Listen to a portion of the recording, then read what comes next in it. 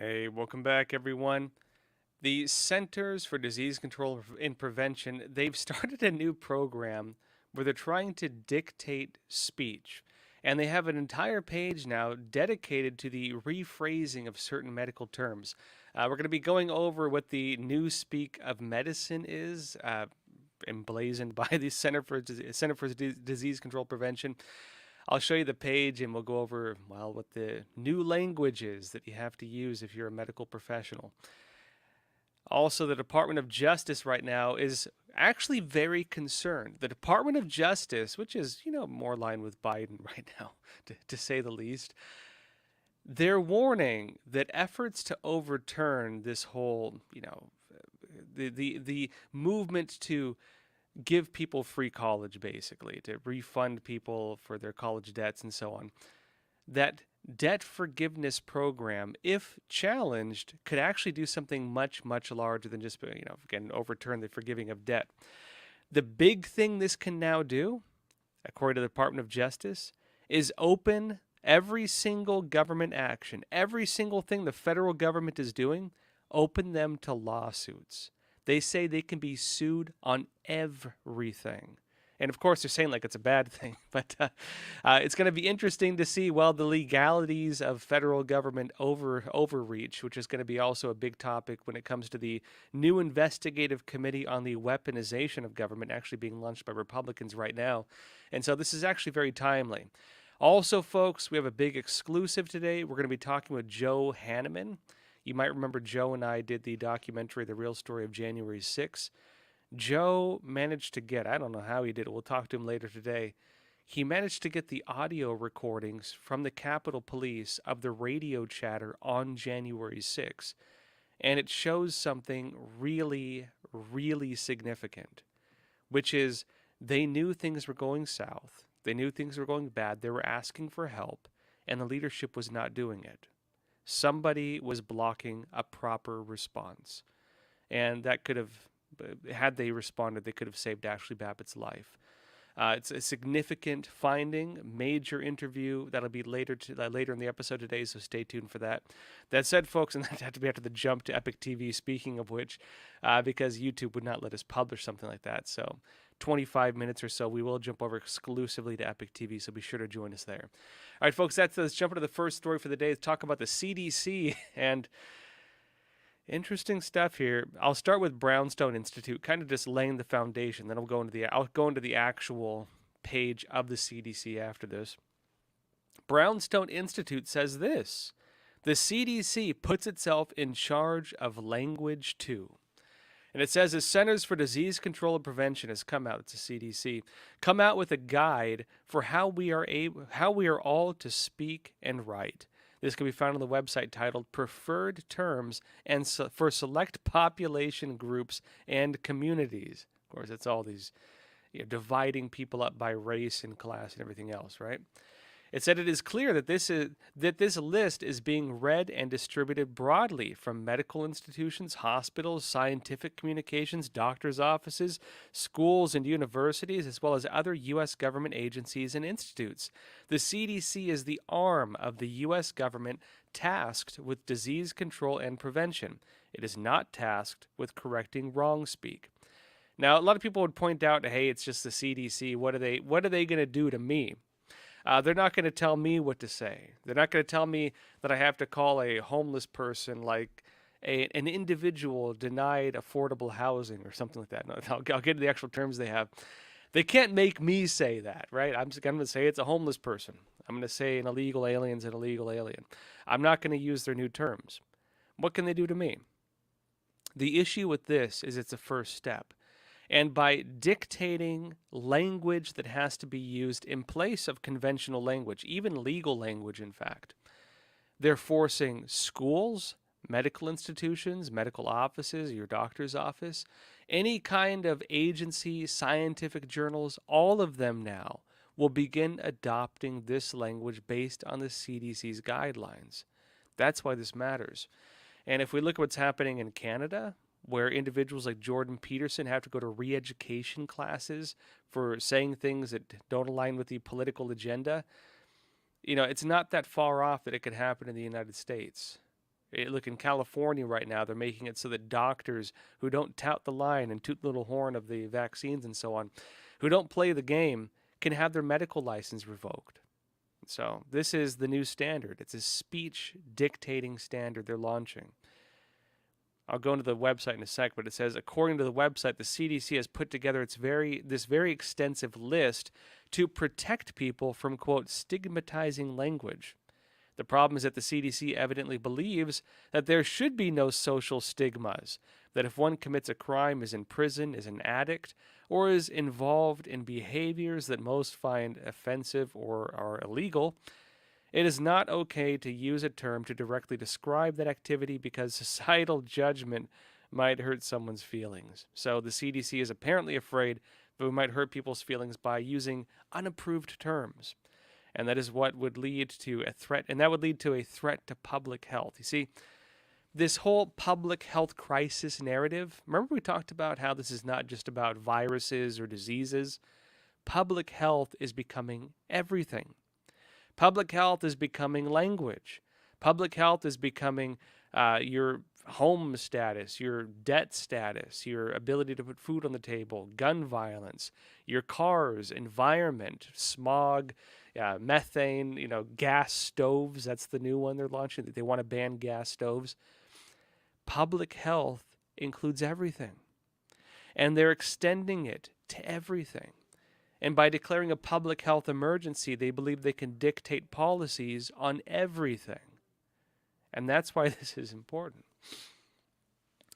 Now, it says this comes down to a new popular opinion among mental health care professionals that, quote, harmful language ultimately increases stigma on the individual, which reduces one's belief in the ability to change, as well as their motivation to ask for help. If you say mean things to someone, you're like the new virus. You're a threat to public health. You getting that? Now, I won't mention again Jordan Peterson because, he's facing kind of where we could be going with this, which is happening right now in Canada, where they can send you to re-education classes or, risk, if you're a medical professional, risk losing your license. Re-education classes if you say something they don't like. Let me show you the CDC website of preferred terms. First, though, folks, we do have a sponsor today. Today's episode is brought to you by American Hartford Gold. Now, as we've been talking about, inflation is on the rise, going to continue. Even Fed Chair Powell is warning us to brace ourselves, but there's a way to hedge against inflation. American Hartford Gold makes it simple and easy to diversify your savings and retirement accounts with physical gold and silver. With one short phone call, they can have physical gold and silver delivered right to your door or into your IRA or 401k. They make it easy as well. They're one of the highest rated firms in the country with an A+ rating from the BBB and thousands of satisfied clients. If you call them right now, they'll give you up to $2,500 of free silver and a free safe on qualifying orders, so don't wait. Call them now. That's 877-260-2764, 877-260-2764, or you can text Joshua to 65532. Again, that's 877-260-2764, or text Joshua to 65532. And big thanks out to American Hartford Gold for sponsoring today's episode. Back to the CDC, folks. Let me show you their website. This is the actual website of the Centers for Disease Control and Prevention on their page on preferred terms. There you go. Preferred terms for select population groups and communities. Let's go over some of these, all right? All right, it says here, instead of this, inmate, if someone's incarcerated, right? You call them an inmate, you call them a prisoner, a convict, an ex-convict, an offender, criminal, parolee, detainee. They say try this. People/persons who are incarcerated or detained, often used for shorter jail stays, for youth in detention facilities, or for other persons awaiting immigration proceedings in detention facilities. Partner/child of an incarcerated person. Persons in pretrial or with charge. People who were formerly incarcerated instead of ex-convict. Persons on parole or probation. Persons detained by or under the custody of specific agency, for example, U.S. Immigration and Custom Enforcement, ICE, or other agencies. what they're doing here is they're making it so that you can't call someone anything unless you like go through the process of investigating the full details of their status. It's just like if you want to call someone a man or a woman, and they're like, "No, I identify as like some new gender you've never heard of, and most of you don't even know exists." Because we've come up with like 70, or I don't even know what it's at now, 80 of them over the last couple years, right? And you just don't know what to call them at that point. You're like, I'm just not going to address you because I don't know what to call you anymore. People are going to start avoiding communication when you get to this level. They're going to be afraid of calling someone what they are. You're a man, you're a woman, you're an illegal alien, you're former, you're a convict, you're people are not going to say what people are. They're going to avoid the conversation altogether. They go to some more of these. And this is important for medical professionals, this one. Instead of saying, for example, disability, disabled, differently abled, which I thought was actually the politically correct way of saying it, differently abled, afflicted, handicapped, hearing impaired, confined to a wheelchair or wheelchair bound. You can't even call someone confined to a wheelchair, let alone handicapped, right? They say, try this. People with disabilities. People who are deaf or hard of hearing, or who are blind or have low vision. People with an intellectual or developmental disability. People who use a wheelchair or mobility device.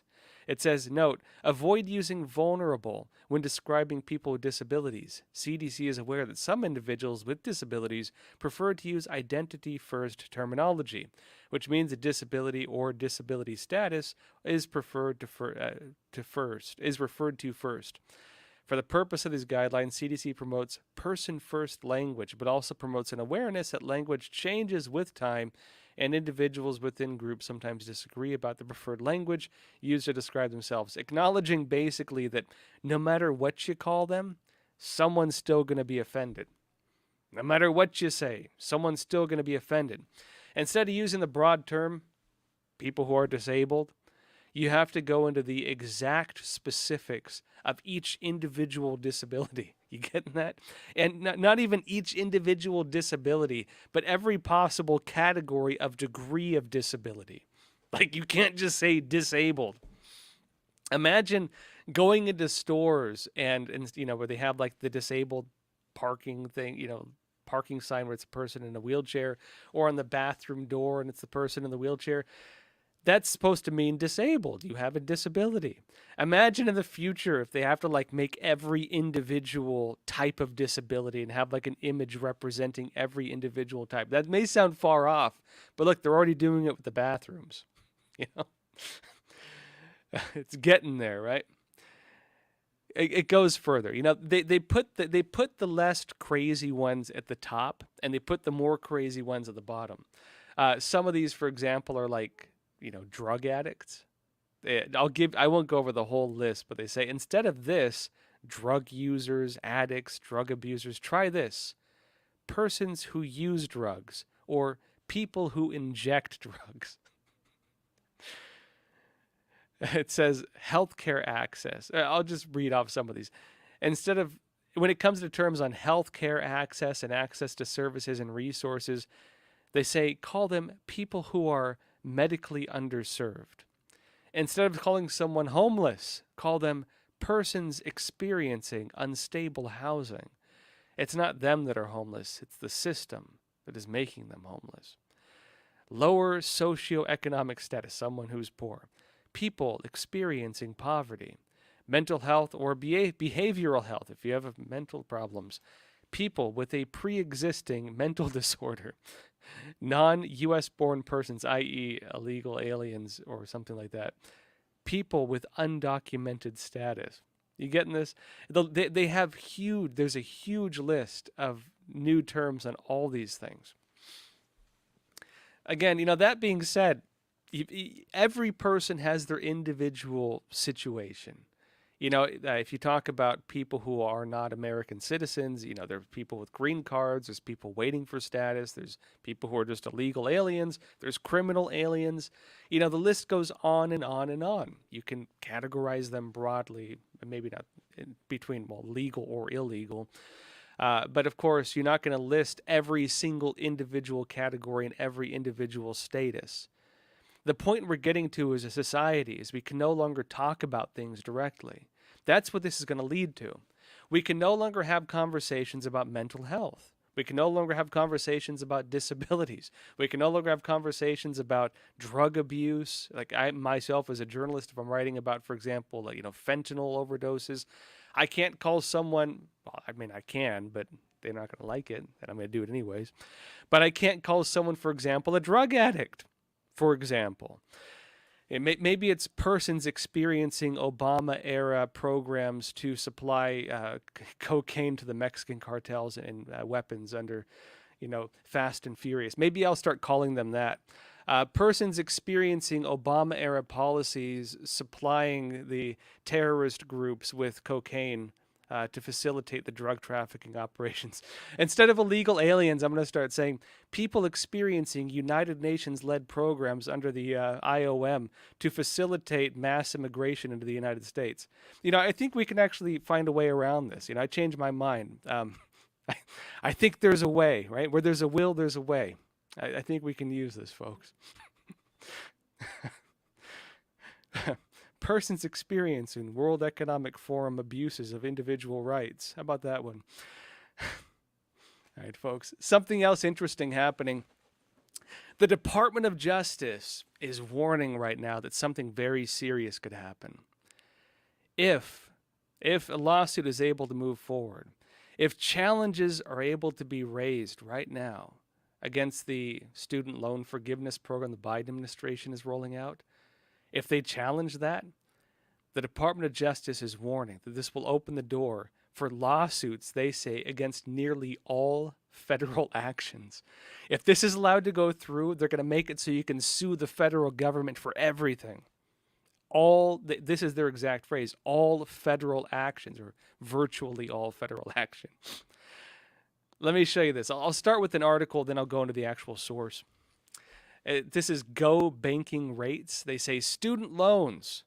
DOJ says overruling Biden's forgiveness could lead to lawsuits over virtually all federal action. It says, while the fate of borrowers' loans repayments remain in limbo until the end of February, experts are waiting with apprehension of what an upheld Supreme Court ruling will mean, not only for federal student loan cancellation, but for future legal arguments on federal policy. The Supreme Court will hear arguments on the legitimacy of President Biden's plan to forgive up to $20,000 in student debt for federal borrowers making under $125,000 on February 28th. On January 4th, the Department of Justice submitted a filing to justify the legality of Biden's program. So the DOJ basically, there's efforts to overturn Biden's student loan forgiveness. Look, it's not really a full student loan forgiveness. They want to forgive like $20K, and it doesn't go to people who already paid off their debts, right? Like, some people are like $100K in debt. It's not going to make a huge difference for a lot of them. But regardless of the point, there's of course challenges against it. The DOJ, facing these challenges, issues a letter, right? And it says here, the DOJ submitted again a filing to justify why the Biden administration is doing that and trying to defend the legality of what Biden is doing. It says, according to Business Insider, as part of the 86-page brief, the DOJ expressed concern that if the Supreme Court decides to stand by the Eighth Circuit's November ruling and invalidate Biden's debt forgiveness program, right? If the Supreme Court stands by what it has already said, this is the Eighth Circuit, it's not like top Supreme Court, but if they stand by what they've already said, they're saying it will set a bad precedent for future legal judgments. This will establish a precedent that will allow states to sue the government for everything. It says the federal student loan forgiveness plan has been delayed since October due to 2 lawsuits filed by GOP-endorsed groups. The suits, one led by 6 Republican-led states, arguing relief would hurt their state's tax revenues and diminish the value of investments tied to student loans, and another by 2 student loan borrowers who did not qualify for the full $20,000 amount of relief have been refuted by the Biden administration as baseless and politically motivated. All right, so this is the actual Supreme Court document here, and the direct quote from the document, I think, is actually the most significant thing. You know, a lot of times these articles get a bit convoluted, but let's look at this. Let's look at what the actual court document says. It says this. This is the Supreme Court 8th Circuit. Respondents' contrary view has startling implications. This is the exact quote, virtually all federal action, from prosecuting crime, do they still do that, to imposing taxes, to managing property, have some incidental effect on state finances. Anything tied to federal government money, right? Anything that, state money. Any federal government action that affects local government finances, right? Everything. In other words, just virtually everything. They say if such incidental effects suffice for standing, right? In other words, if they can continue doing what they're doing to try to overturn this student loan forgiveness program, they say, quote, every state would have standing to challenge almost any federal policy. You ready for that? Oh, man. Now, if you go by the U.S. Constitution, technically the states already have that power. Technically, the U.S. Constitution, well, you know, there were changes to it. I should clarify. The traditional view of this in the United States is basically states have relative sovereignty. The federal government cannot do that much to override state rights. In fact, the federal government is limited, traditionally at least, within the boundaries of what is written in the Constitution. Overstepping that is a violation of the Constitution. We've pretty much just allowed them to overstep all they want, to the point now where people don't even, I think, remember what it used to be.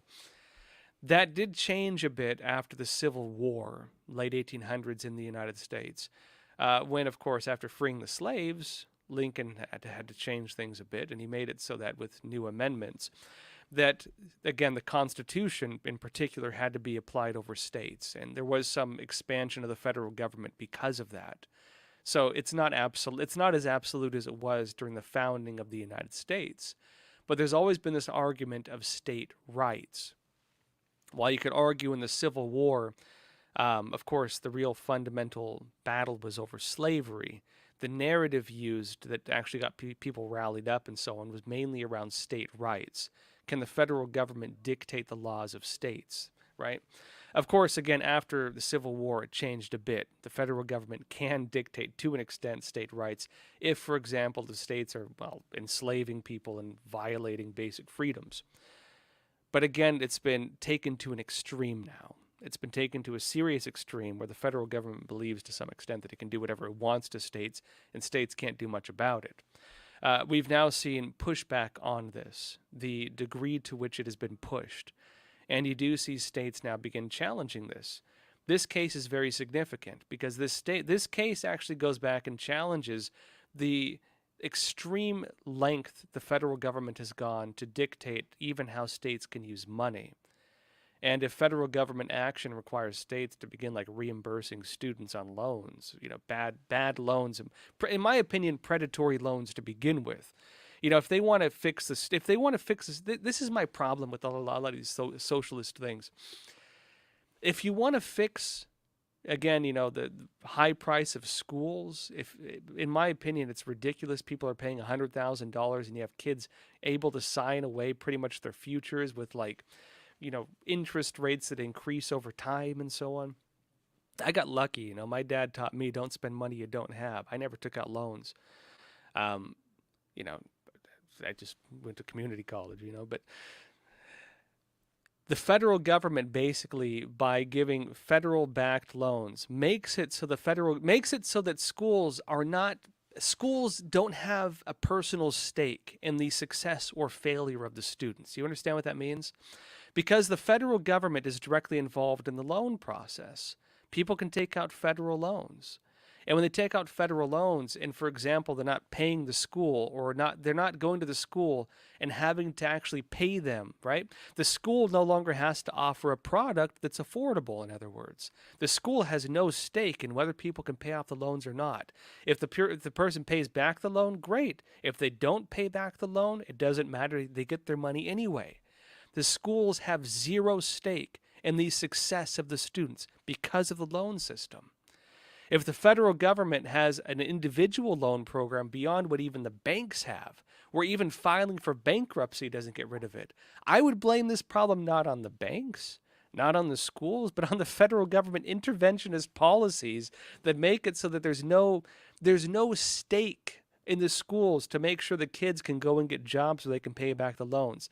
There's no stake in the schools making sure the students succeed. There's no stake in the schools even offering an affordable education because it doesn't need to be affordable. They can charge as much as they want because the federal government is in charge of the loan system, right? The federal loans. That's the problem. Is it going to fix the problem then by having the taxpayer reimburse bad loans? Is that how it should work? In my opinion, no.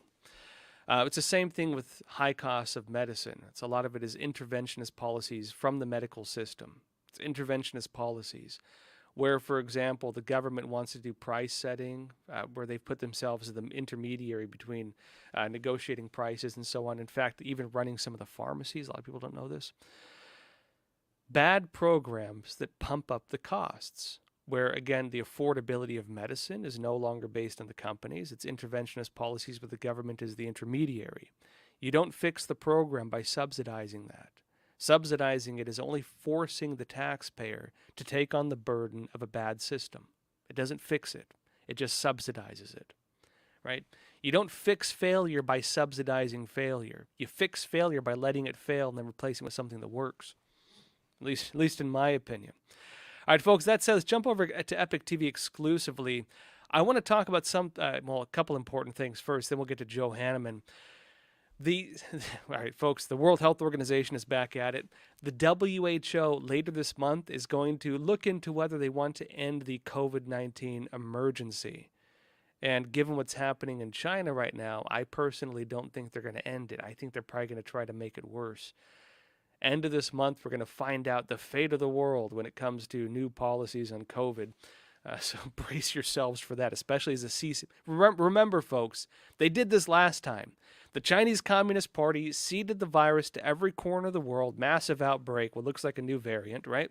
It's happening again right now. People are having a weird thing they call white lung. They've never seen it before. They don't know what it is. People are dying from it. CCP leaders are dying from it, right? CCP opens travel to every corner of the world while they're experiencing this. They put their little hand in their, World Health Organization sock puppet, and they make it, flap its head and say, hey, time to lock down again, world. The Chinese economy is having trouble, so time for all to go down with the ship, right? It's the same thing being repeated right now. We'll see how the World Health Organization handles this, but I'll show you that in a minute. Also, folks, we're going to have Joe Hanneman joining us. We have a major exclusive on January 6th. I can't even talk about it on YouTube. We got the audio recordings of the police radio chatter on January 6th. We got the audio, and it shows something shocking. It shows they could have saved people's lives. They could have done. They knew there was problems, and they didn't act. This is dereliction of duty. This is massive. This can completely change the narrative. We'll be bringing on Joe Hanneman to talk about that in a bit. But first, folks, cut over at Epic TV. Let me show you a quick trailer as well. Gordon Cheng, China expert, actually was on American Thought Leaders just recently. Had a very interesting discussion with Jan Jekielek, talking about what's happening in China, the spread of the virus, and why Xi Jinping, the head of the CCP, might be doing what they're doing right now. Important stuff. In fact, I want to do more episodes on this. Let me show that trailer, then we'll jump over to Epic TV. As this disease, as you say, is ripping through China, they are now opening up the doors to Chinese leaving the country for tourism. And they are not sharing sequencing. Is the COVID-19 variant spreading in China Omicron, or is it something else? And what does the explosion of the virus and the associated real death toll in China really mean for Xi Jinping? the author of China's draconian zero-COVID policies. It's not just COVID. It's not just the economy. We are seeing the Communist Party move in a different direction from Xi Jinping. Today I sit down with China analyst Gordon Chang to discuss the complicated realities the Chinese regime is facing. Why is the CCP collecting DNA profiles of Americans? Why are CCP-linked companies buying up land next to U.S. military bases? And is an attack on Taiwan imminent? I don't know what's going on in Xi Jinping's head, but I do know that he's engaged in the most rapid military buildup since the Second World War. All right, folks, that says jump over exclusively to Epic TV, and I will see you there. And folks, thank you for being here. I want to talk about what's happening at the World Health Organization. Let me pull this up real quick.